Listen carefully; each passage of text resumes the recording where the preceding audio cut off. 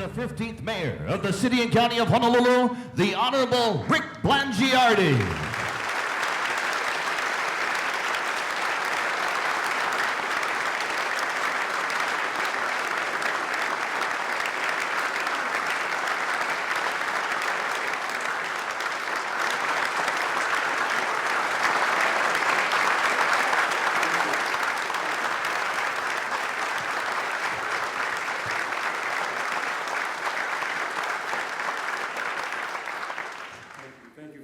Thank you for being here.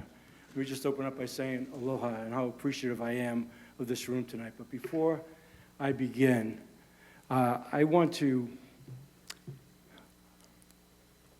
I could do this impromptu, I guess, because the monitor is not working. This is great. Hello, everybody. Welcome to what will be a very interesting hour, I promise. All right, and I could have done this from my heart because this part doesn't have to be on a prompter because I want to acknowledge the all-time love of my life, my wife, Karen.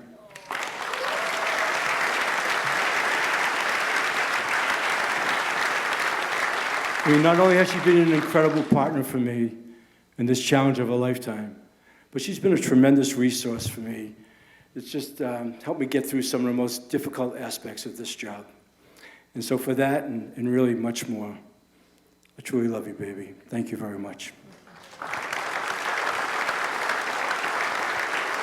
And since he's here for the first time, just a quick shout out to my youngest son, Ryan. I'm glad you're here tonight. Very proud of the man you've become, Ryan. Thank you for being here. All right, well, here we go. Tonight, I deliver my fourth State of the City address since being sworn into office.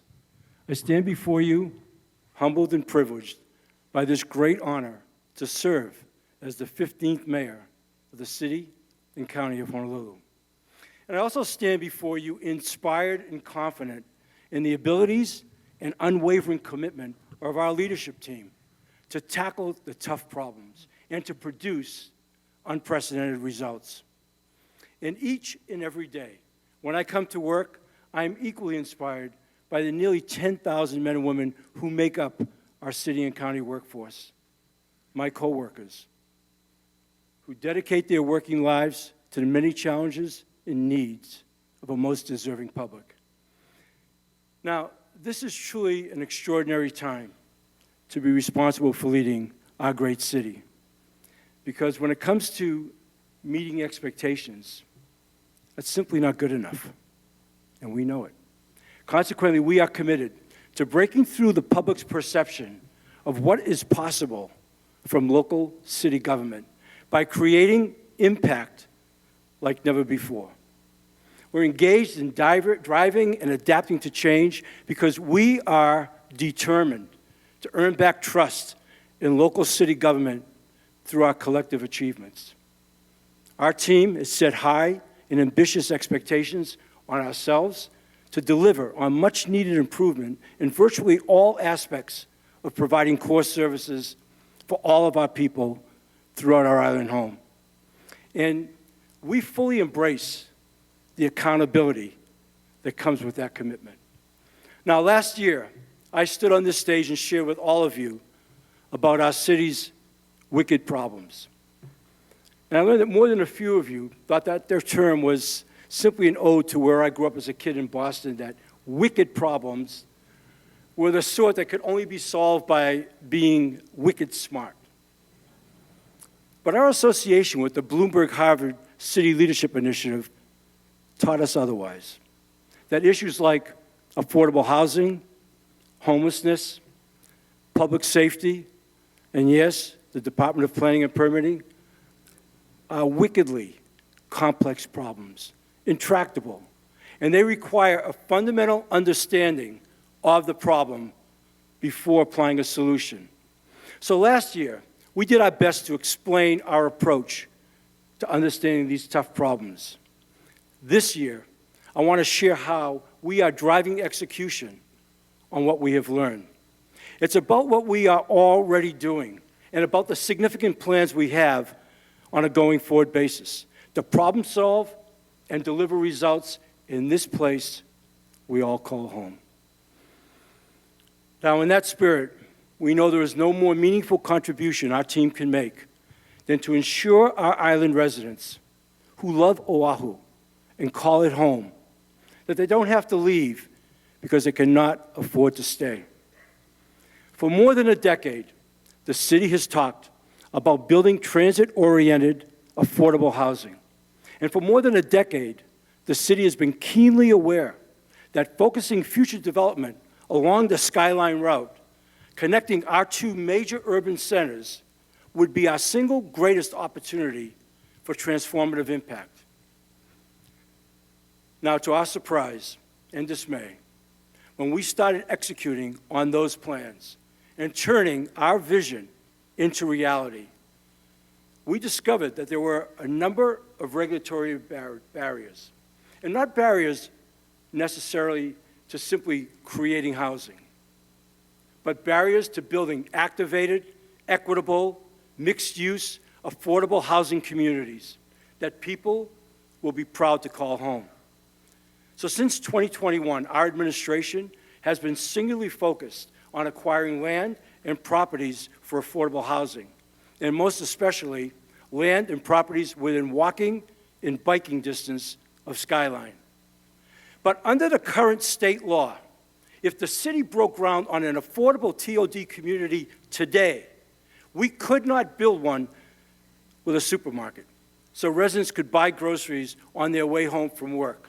We could not build one with a drugstore or with a child care center or even a post office, because the current law prohibits mixed-use development using city municipal bonds for affordable housing. And that is wrong. Now, our commitment in the creation of affordable places for people to live is not to build projects or tenement housing void of direct access to those necessary services. We must build communities where all residents, regardless of income, have the same opportunities to live, work, and play as everyone else. To realize that vision, our administration is currently working with the state to change the law. And with the help of our state legislators and the governor, I'm convinced in the interest of people and in the interest of equity and fairness, we will succeed.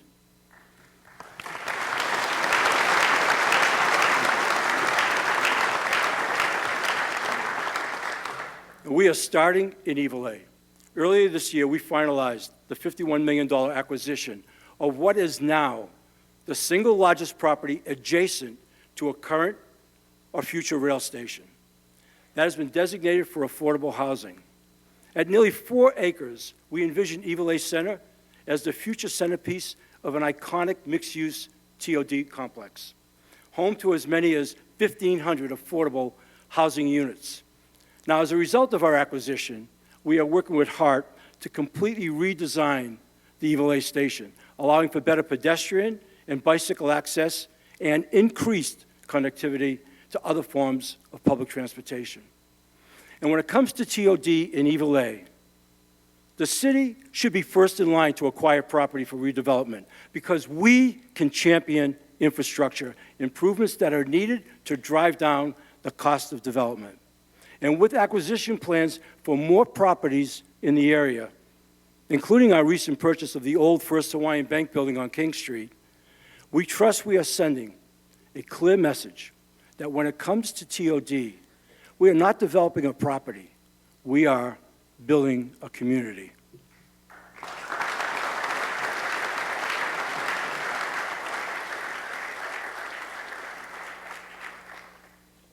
Now, I'm convinced that as we enter planning and design later this year, that our families will see the benefit of building activated, affordable housing communities with a focus on people, lower housing costs, and an increased quality of life.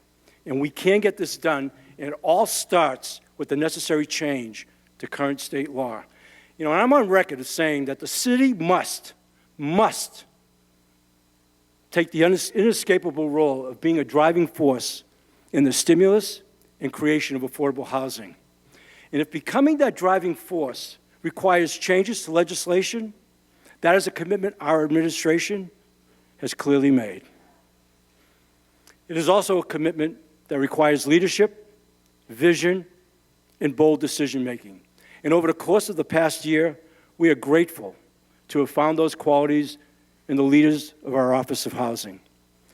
Director Denise Isiri-Matsubara and Deputy Director Kevin Auger.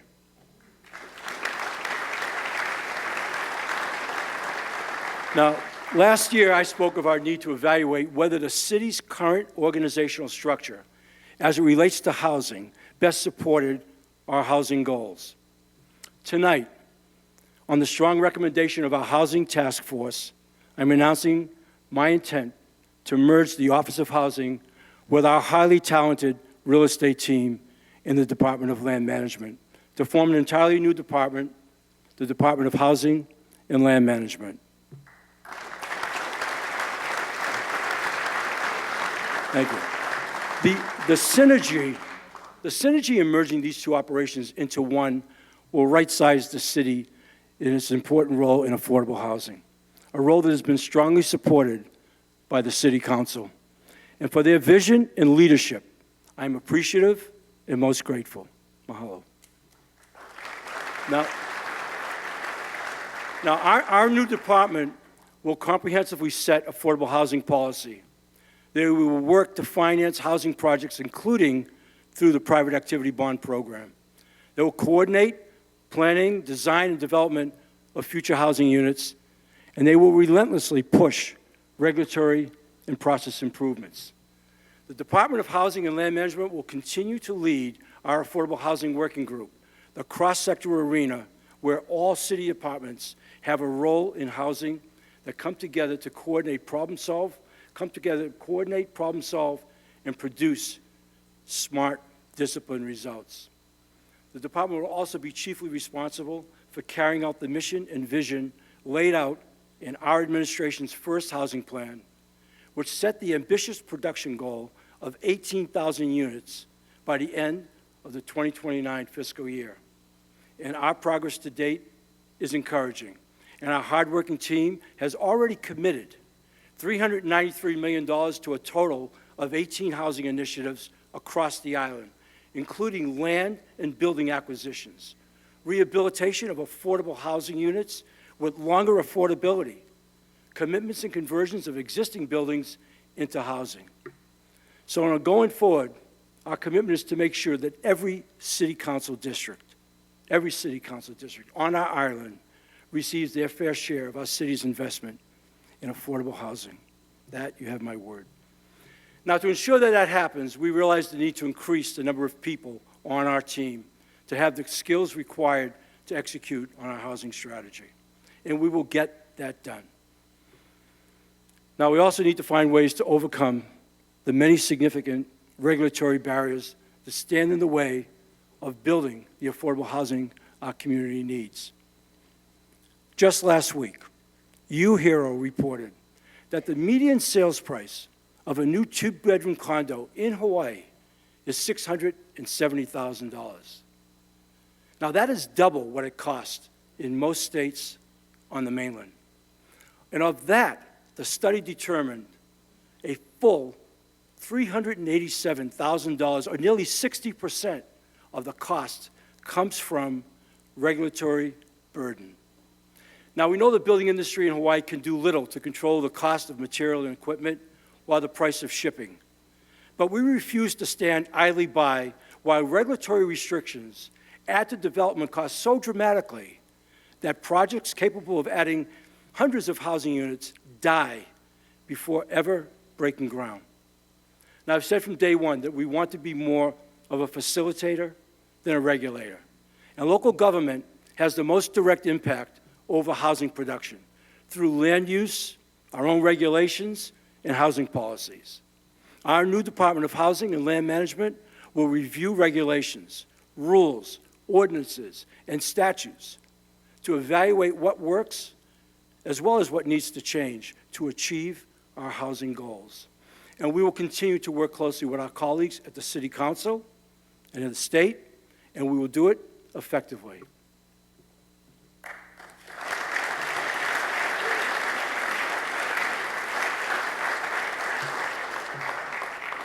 Now, clearly, an outsized element of our regulatory burden involves the Department of Planning and Permitting, excuse me. Now, we are keenly aware that our ability and your ability to build anything is totally linked to the performance of our Department of Planning and Permitting. So let me start off by saying that we fully understand the urgency for timely building permit approvals, from construction of large commercial projects to small home improvements and everything else in between. These projects benefit our communities, our economy, and our entire way of life. So acknowledging decades of frustration and in the face of problems that are decades in the making, let's not waste any time tonight with rhetoric about how we are turning the tide or doing our best. 1 year from tonight, the average amount of time it will take for a residential permit to be reviewed by DPP will be 2 to 4 weeks.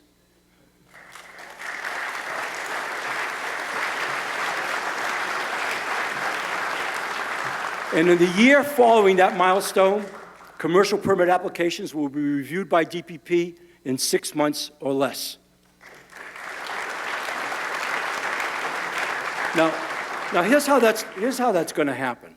Last month, following several years of research, planning, and procurement, DPP began the 18-month implementation of a brand new permitting software to replace POSSE, which is the system DPP has used to manage permit applications for more than 2 decades. Now think about that. Right now, we are replacing a permitting system that is older than the iPhone you have in your pockets. The new software is called Clarity. It's a powerful, user-friendly system that, when combined with e-plans, will provide the automation, transparency, and effectiveness that our customers have been waiting for, and they will begin to feel its impact in short order. By this summer, the e-plans platform that currently feeds all permit applications into POSSE will be integrated with the new system, showing users the status of their applications. No longer will you need to call DPP for an answer to the single most asked question in all of city government. Where is my permit? And look, and I left out the expletives. Now, it goes without saying that the installation of a new permitting system isn't easy. The entire team at DPP, led by Director Don Takeuchi Apuna, have been working not just on the implementation, but on making sure every step of DPP's existing processes are fully integrated into the new system as well.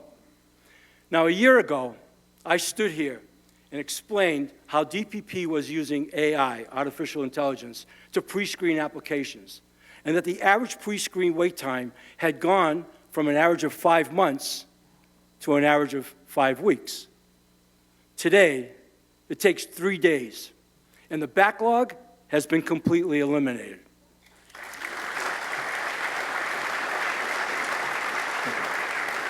Now, this success has allowed us to shift our focus to improving the core plan review phase. Now, our new systems provide tools that will help applicants more accurately design projects that are up to code, dramatically elevating the quality of plan submissions and further accelerating the permitting process. Now, to make sure we don't take our eye off the ball when it comes to core services while these improvements are implemented, DPP is creating relief in 2 ways. First, as an interim measure, we are retaining certified code reviewers who can help with our commercial code review backlog. So I want to thank Executive Director Randy Pereira of HGEA for working with us to reduce the backlog while we address salary and vacancy issues in DPP. And second, by allowing design professionals to self-certify. Just last week, a local architect moved forward with 8 residential building projects using DPP's automatic approval process. Now, this program for licensed design professionals who are confident in their code-compliant plans and are willing to stand behind their work and the team at DPP Well, we're all committed then to working with those design professionals to facilitate their progress. Now, last year, I asked DPP to look at whether the department had simply grown too large and too diverse to function effectively. After many months of analysis and study, the recommendation was not to split DPP, but rather to focus on people, processes, and technology. And that remains our driving focus. As part of our determination to better understand the people, values, and operations, and the culture of our city departments, including DPP, Managing Director Mike Formby and I conducted a series of what we call skip-level meetings. Now, these meetings are 90-minute sessions with 10 to 12 employees without the department's senior management. We meet on their turf at their work locations, and the meetings are completely voluntary and confidential. It is our strong belief that the progress we want to create in improving overall performance at the city happens at this level of our workforce. Now, these meetings are with smart, dedicated public servants whose shoes, candidly, we've never walked in. Our discussions focus on the employees' insight and recommendations on improving their working conditions and departmental operations, while at the same time allowing Mike and me the opportunity to share with them our perspective on what it is we are trying to accomplish as an administration. These meetings have been more than inspiring to see firsthand the pride and caring these men and women have in the work they do, while at the same time learning how we can help them perform better. Because in the same way that we are working to earn back the trust from the public, we have to earn the trust of our employees too. Now, to date, we've already done close to 30 of these meetings across the city, with 25 more on the calendar this year. And I'm committed to continuing them for as long as I have the privilege of being mayor. Now, in DPP, these skip-level meetings have been particularly valuable, helping us understand the long-standing perspectives of DPP, our employees, their concerns, their willingness to embrace change, and their desire to be part of the solution. A core problem plaguing DPP has been our inability to attract and retain experienced personnel, especially when it comes to employee pay, flex time, and alternative work schedules. We are negotiating a supplemental agreement right now with HGEA to raise the pay of our city engineers. And thank you. In anticipation, we've added $4 million to our fiscal year 25 budget, which we submitted to the City Council on March 1st. And we're already working on raising the pay of our building plans examiners, which will be another major step forward. People, processes, and technology. Our steadfast commitment to DPP's expert workforce, our work on standard operating procedures, and using technology for automated reviews that assist our people, not replace them. And our overhaul of the department's antiquated technologies from top to bottom. The important work we are doing at DPP across all three of these sectors is yielding encouraging results. And while we are fixing DPP, there are other issues we are addressing, like illegal short-term vacation rentals, which are not good for business. They're not good for business, and they're not good for our neighborhoods, and neither are monster homes. Consequently, DPP staff now should be able to significantly improve our enforcement efforts in the weeks and months ahead with new software that will empower our inspectors. You know, we've already seen what the DPP team is capable of working with a solar task force of industry experts. Now, that's a business sector that represents more than 60% of our permit applications. The relentless attention and commitment that we've put into systemic changes at DPP has never been about producing average results, because meeting expectations is simply not good enough. These changes in DPP are clearly long overdue, and we are clearly not there yet. But the initiatives we have shared tonight are driving DPP to the level of efficient and effective service that our communities deserve.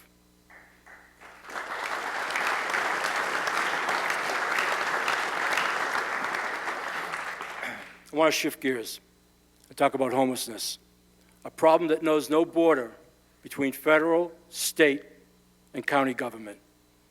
Now, for those with no or limited income, many of whom are grappling with severe mental health or addiction issues, the reality is, regrettably, a life on the street.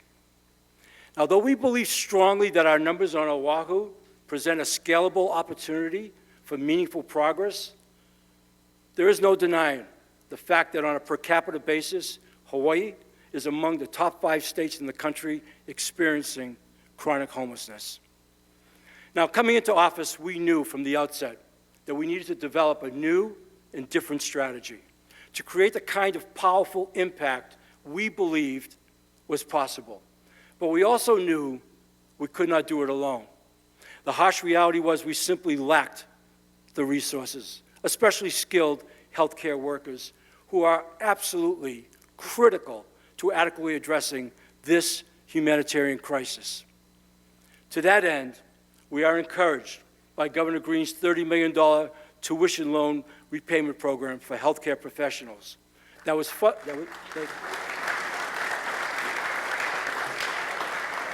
that money was funded by the state legislature. This 2-year program goes right at the heart of easing our critical shortage of physicians and other healthcare workers by providing tuition loan repayments of up to $50,000 per year, allowing this critical sector of our workforce to remain here at home. Now, I believe the election of Governor Green made possible a much-needed and unprecedented level of communication, collaboration, and compassion in terms of combining resources between the city and the state.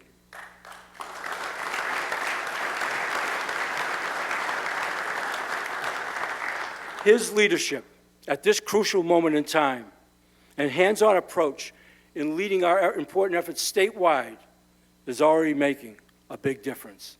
So I cannot thank you enough, Governor, but we both know that we're only just beginning this fight. Would you please stand and be recognized?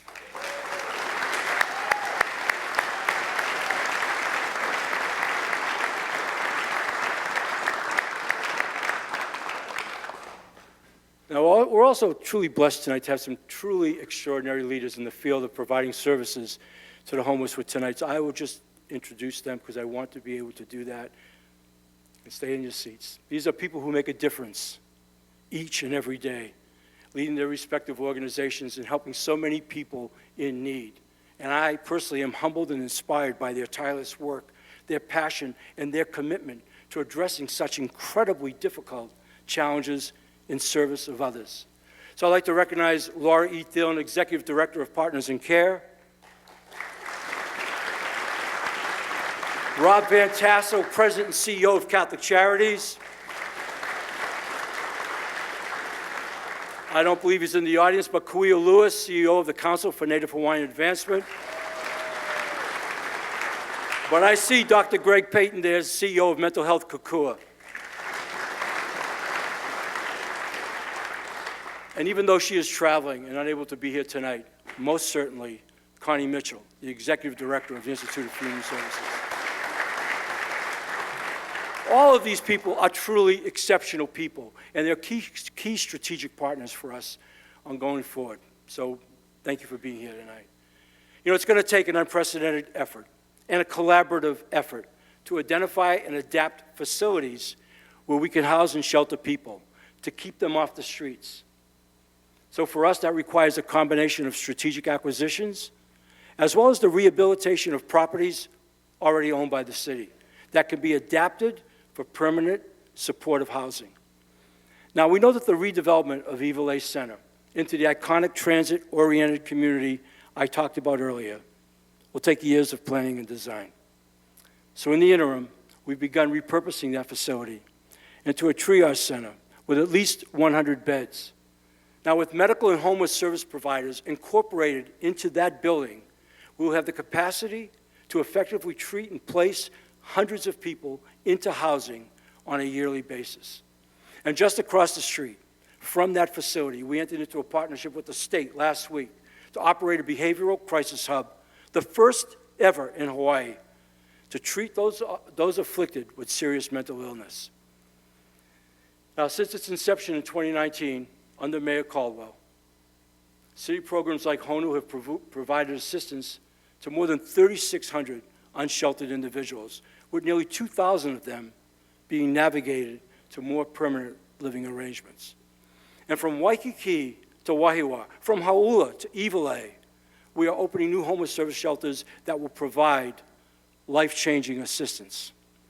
Now, our core program, comprised of a staff of 35 people, soon expanding to 50, with 5 ambulances and 6 SUVs, is helping those on the streets find their way to these shelters. In January, we successfully defended our public welfare laws against legal challenges brought by the ACLU.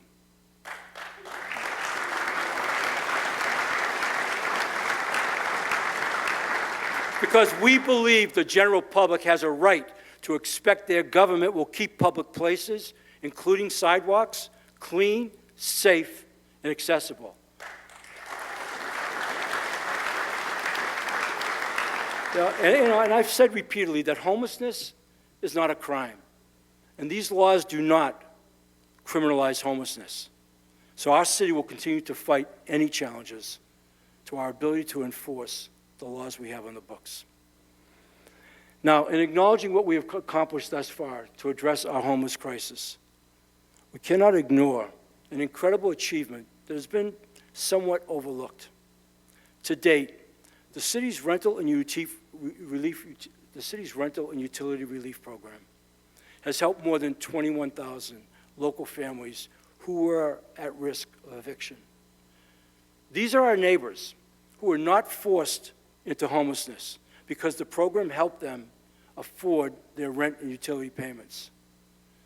These are our neighbors who never needed homeless services because this program allowed them to stay in their homes. Now, this program will ultimately expend more than $300 million in federal funds, making it the largest city relief program in our history and one of the best and most effective in the country.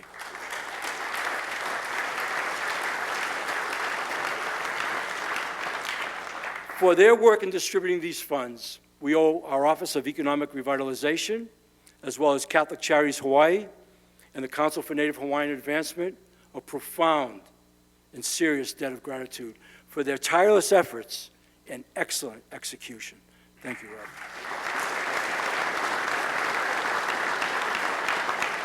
Now, I've said repeatedly that beyond making systemic improvements in all areas of the city's public safety is the overarching and dominant priority of the people and our administration. But before we talk about our public safety efforts, I do want to acknowledge Dr. Jim Ireland, who's our head of the Honolulu Emergency Services Department with both Ocean Safety and EMS. Fire Chief Kalani Howe, head of our illustrious fire department. Police Chief Joe Logan of the Honolulu Police Department. And our prosecuting attorney, Steve Arm. Where is Steve? Right here. I want to thank them for their tireless and unwavering commitment in their respective leadership roles to best serve the people of Oʻahu. You know, they each face extraordinary leadership challenges in dealing with the unexpected crises in people's lives and in making sure the men and women in their command can provide the highest level of quality services to the public. For that, I'm grateful.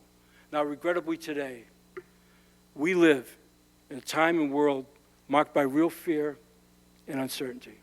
And not just here in Hawaii, but nationally and globally. Media platforms report nonstop on war, violence, and death to what is already a weary and cynical public. And while geopolitical tensions between the U.S. and Russia, the Middle East, and especially China, contribute to us feeling less safe in the world. Tonight, we are greatly honored to have a number of totally and truly distinguished military guests in our audience, representing 4 of our armed forces: the Navy, Army, Air Force, and the Marine Corps. On behalf of the people of Oʻahu and a grateful nation, please accept our most sincere mahalo and heartfelt appreciation for your extraordinary leadership in all that you and your respective commands do to keep all of us safe.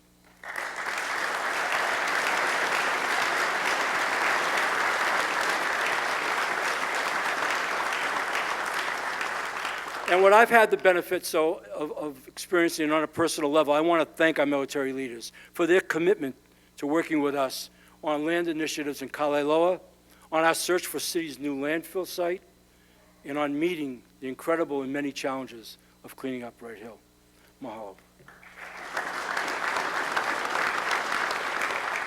You know, here on Oʻahu, recent high-profile and really heartbreaking incidents involving gun violence and stabbings, homicides, assaults, drugs, and more have contributed to a very real feeling that this island is not as safe as we need it to be.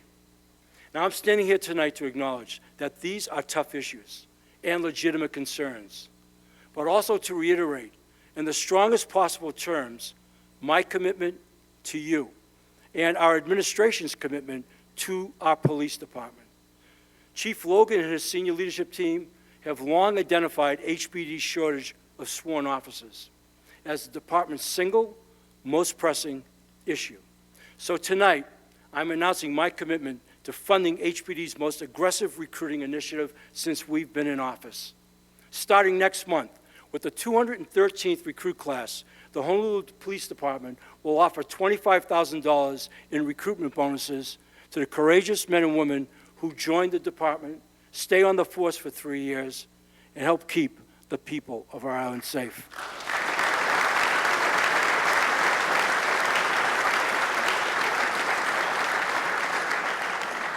And we cannot keep our communities safe if we cannot keep police officers on patrol in those communities. And to that end, I have another important announcement. Earlier this week, HPD successfully completed the long-awaited installation of a fingerprinting machine at the Waianae Police Station. Now, they've already begun processing suspects there, but the big thing is that officers from Waianae will no longer be forced to drive all the way to Kapolei after making an arrest. You know, providing public safety to our local residents and visitors has never been more important.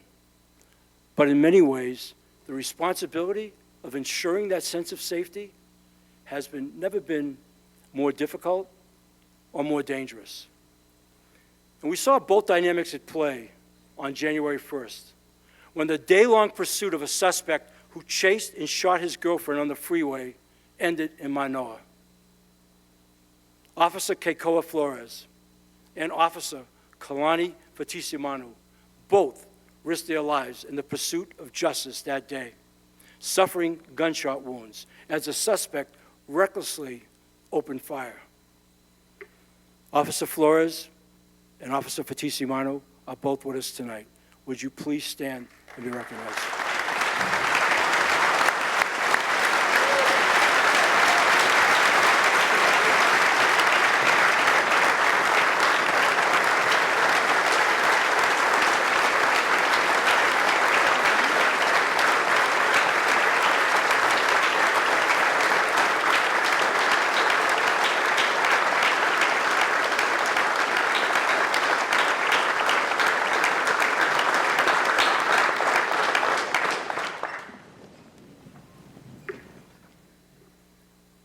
Gentlemen, and to your families, on behalf of a grateful public, allow me to say that we will never forget your bravery, and we wish you both a strong and healthy recovery.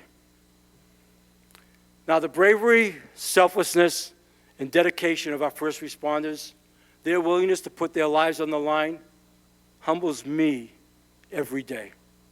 It seems like there is a new headline about a record-setting wildfire somewhere in our country on a regular basis. which means our firefighting capabilities now, more than ever, have to be at their very best. And I have great confidence in the men and women of our fire department, as well as Chief Howe and the department's leadership.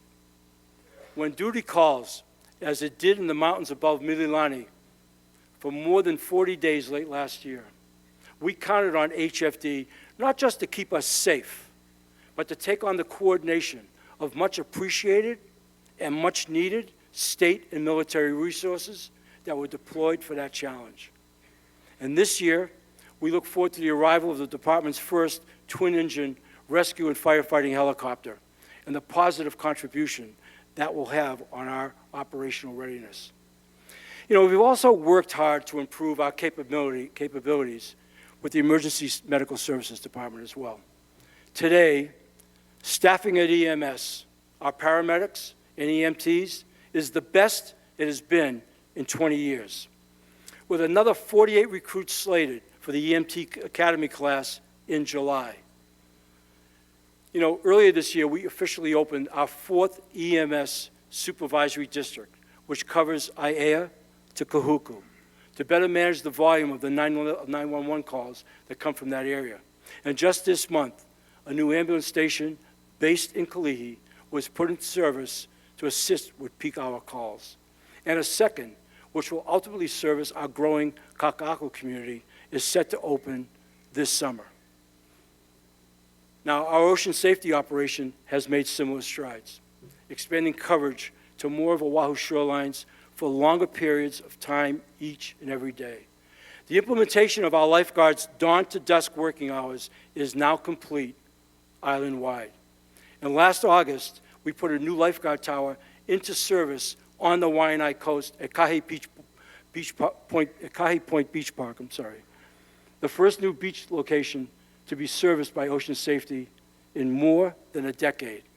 And this summer, we're going to do it all over again, with a new lifeguard tower set to open at Kalama Beach in Kailua in July, and future towers planned in places like Sharks Cove in 2025. We are proud that Oahu's ocean safety is home to the best watermen and waterwomen in the world.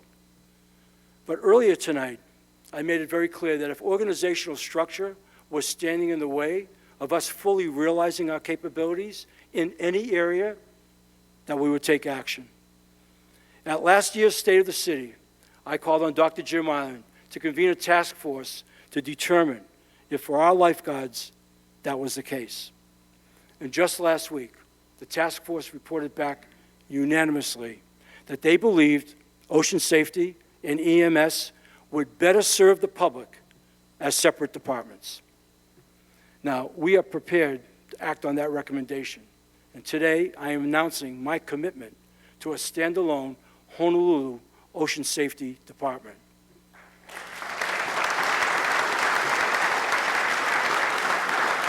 Now, it's become very clear that we need ocean safety to be independent from EMS, so it can be managed and operated with the singular focus of providing a watchful eye over beachgoers along Oahu's 227 miles of shoreline. Now, I know that there is currently a resolution before the City Council, and my office will work with Ocean Safety and the members of the Council to get this done. My commitment on this issue is unwavering. Now, so many of our challenges and so much of our focus involves solving problems from the inside out. We cannot provide better, more efficient, and more cost-effective services to the public without addressing issues under our own roof. Now, among the many challenges we discovered when we came into office was the excessive number of vacancies throughout nearly every department across the city. In the 2023 fiscal year, the relentless efforts of our Departments of Human Resources and Budget and Fiscal Services resulted in the city's first net positive increase in the size of our workforce in years. And with 3 months to go in fiscal year 24, DHR reports that we are actually on track to exceed our hiring rate from a year ago. Now, we're not just hiring more, we're hiring faster. What we reported in 2022 was a hiring process that took 180 days. That is now down to less than 90, and we are committed to slashing that even further to 60 days or less. Yeah, thank you. And thank you. Thank you. And by simplifying the application process, becoming more user-friendly in our approach, and experimenting with initiatives like same-day hiring, we're convinced that we will continue to improve. You know, any enterprise of 10,000 people needs to have an aggressive recruiting strategy, extensive development and training opportunities, and solid succession planning in order to sustain itself. Consequently, we are creating stronger relationships with our local universities and colleges, and even the high schools, as well as the military, to source talent for vacant positions within the city. And we are committed to making sure that employees in every department have clear promotion and career development opportunities facilitated by training programs, which include leadership development. And for our senior level managers, DHR is implementing a compensation program that allows for salary adjustments, making it easier to retain these highly valued men and women that we count on in leadership roles. And lastly, we are ensuring that leadership across all of our departments integrates succession planning as part of their day-to-day operations to prepare for the departures of the growing number of longtime city employees who are retirement eligible. And so I want to sincerely acknowledge Nola Miyazaki, our director, DHR director, and Deputy Director Bugs Bacchio for their innovative ways in making this a reality. Thank you.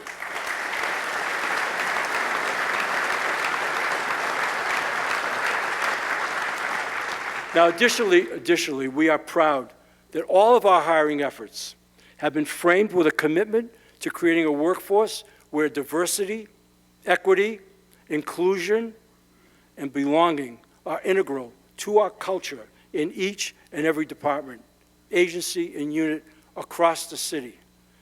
Now, in the past year, we've also focused on diversity, equity, and inclusion for our public. We passed an anti-bullying bill. We celebrated a new plaque for the Kapaimahu Stones in Waikiki. We marched in the Pride Parade. We raised the Pride flag at City Hall, and we conducted LGBTQ sensitivity training across multiple departments. And these efforts wouldn't be possible without the guidance and support of our local LGBTQ organizations, whose leaders are joining us tonight in the audience.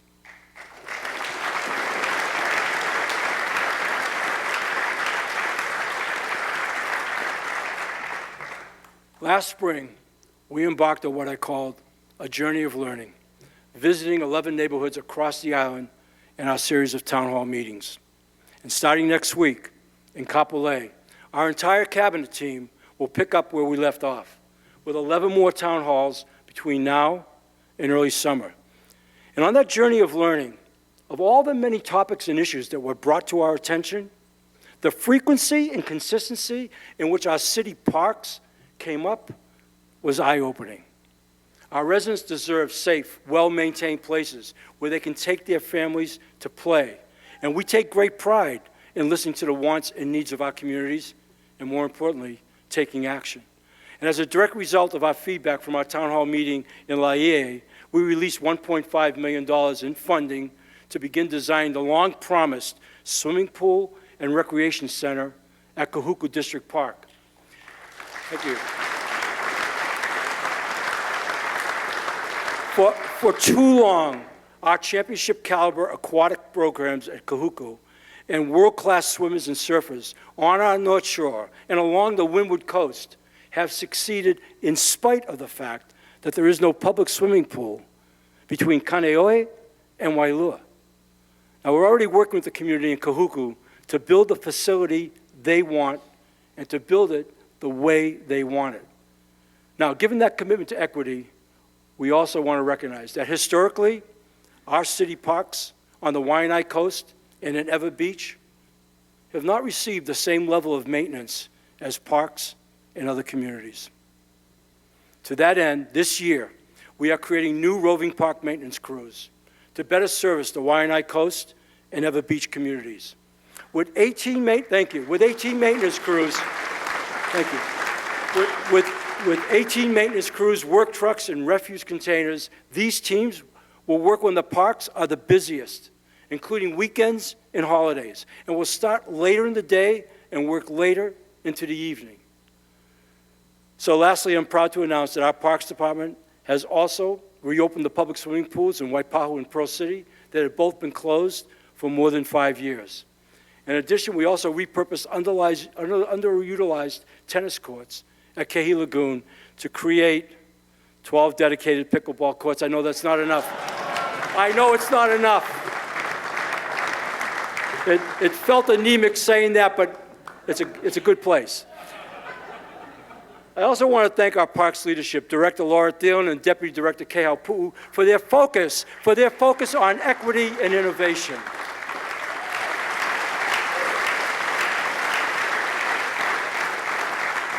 Now look, whether it's at parks, playgrounds, or any of our other facilities, we are passionate about providing the best possible experience to residents and visitors who turn up and turn to the city for recreation.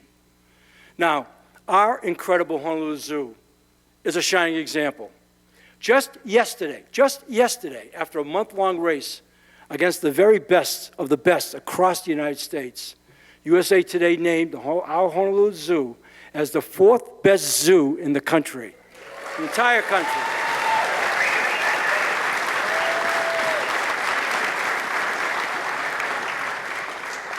Now, I'm also excited to share with you that late last year, we also made Waikiki Vista, to the best of our knowledge, the first permanent home with a dedicated rehearsal hall for the pride and joy of this city, your Royal Hawaiian Band.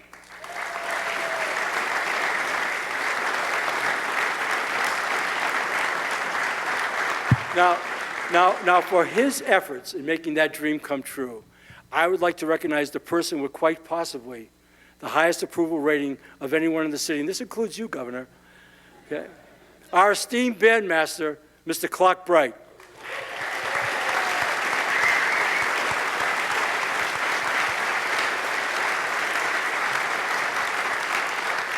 You know, the band means so much to our city and to our people, and we're proud that you finally have the space you so well deserve.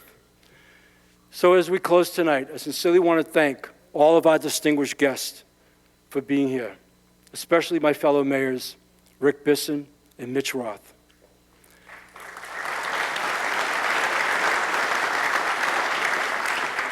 The two of you and Mayor Derek Kawakami have my utmost respect for all that you do for your people each and every day. Now, I speak for our entire team in everything that we have talked about in this last hour. Our hearts and minds are aligned. Our priorities are in order. And our commitment is to you, our residents. Helen Keller was famously quoted as having said, "The only thing worse than being blind is having sight, but no vision." Toward that end, our vision is clear. We have challenged ourselves to tackle and solve the wicked problems that have long plagued the city and county of Honolulu. We have built a budget reflective of our priorities, and we will spend your money consistent with our priorities, and what we intend will directly improve the quality of life for all of our local residents.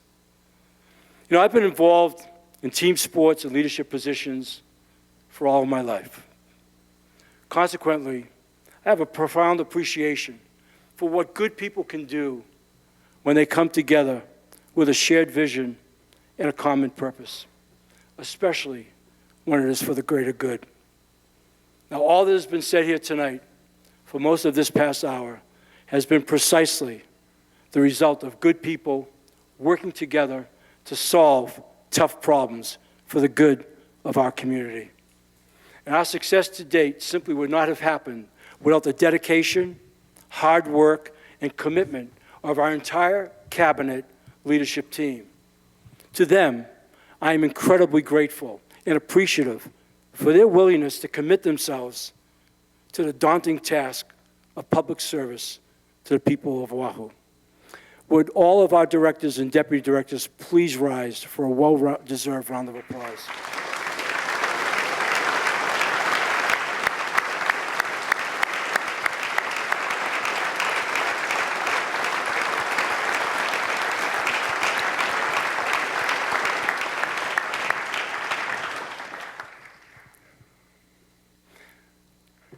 Lastly, I want to close with a brief passage from the great Irish playwright. There's an Italian guy quoting great Irish playwright, George Bernard Shaw. I've always loved this passage. It was written in 1903, but just as relevant and poignant today, and that was more than 120 years ago. It says, and I quote, "This is the true joy in life, being used for a purpose recognized by yourself as a mighty one. And I am of the opinion that my life belongs to the whole community.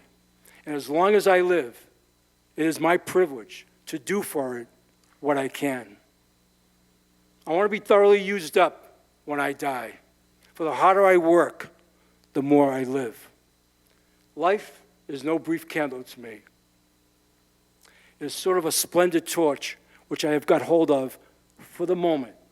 And I want to make it burn as brightly as possible before handing it on to future generations." Thank you. Good night. God bless.